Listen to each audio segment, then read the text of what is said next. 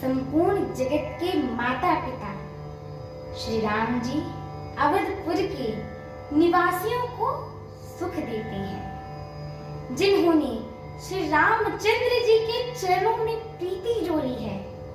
हे भवानी, उनकी यह प्रत्यक्ष गति है कि भगवान उनके प्रेमवश बाल लीला करके उन्हें आनंद दे रहे हैं।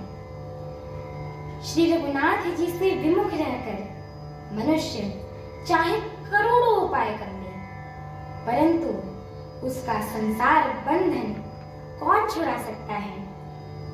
जिसने सब चराचर जीवों को अपने वश में कर रखा है, वह माया भी प्रभु से भय खाती है।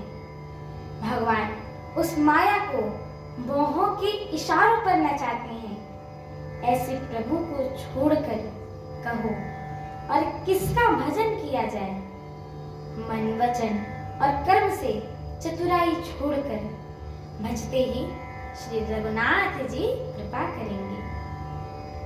इस प्रकार से प्रभु श्री रामचंद्र जी ने बाल क्रीड़ा की और समस्त नगर वासियों को सुख प्रदान किया।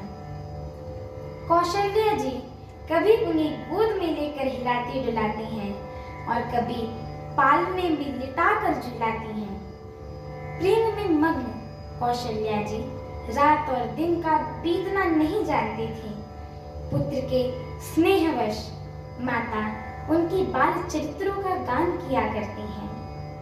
एक बार माता ने श्री रामचंद्र जी को स्नान कराया और श्रृंगार करके पारने पर बढ़ा दिया। फिर अपने कुल के इष्ट देव भगवान की पूजा के लिए स्नान किया, पूजा करके नैवेद्य चढ़ाया और स्वयं वहां गई जहां रसोई बनाई गई थी। फिर माता वहीं पूजा के स्थान में लौट आई और वहां आने पर पुत्र को इष्ट देव भगवान के लिए चढ़ाए हुए नैवेद्य का भोजन करते देख लिया। माता भयभीत होकर सोचने लगी कि ये तो पालने में सोया था, यहाँ किसने लाकर बैठा दिया। इस बात के डर कर पुत्र के पास गई तो वहां बालक को सोया हुआ देखा। फिर पूजा के स्थान में लौटकर देखा तो पुत्र वहां पर भोजन कर रहा था। उनके हृदय में कंपन होने लगी और उनका मन को धीरज नहीं मिली।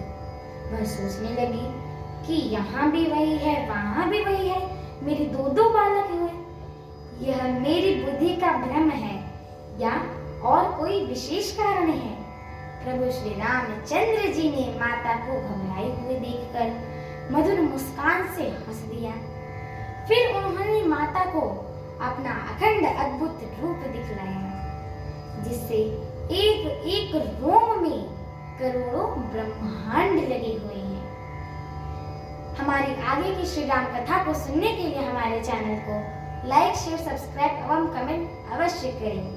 एवं आप सभी भक्तजनों से हम दोनों बहनों की एक छोटी सी विनती है कि कृपया आप सभी श्री रामचरितमानस जी का वीडियो पूरा सुना करें। अब मैं ऐसा इसलिए कह रही हूँ क्योंकि श्री रामचरितमानस जी की एक एक चौपाइयाँ, एक एक शब्द और एक एक अक्षर महामंत्र के समान होता है और जो भी व्यक्ति इसे सुनता है, गाता है, कहता है और श्रवण करता है, उसके जन्म जन्मांतर के सारे पाप नष्ट हो जाते हैं।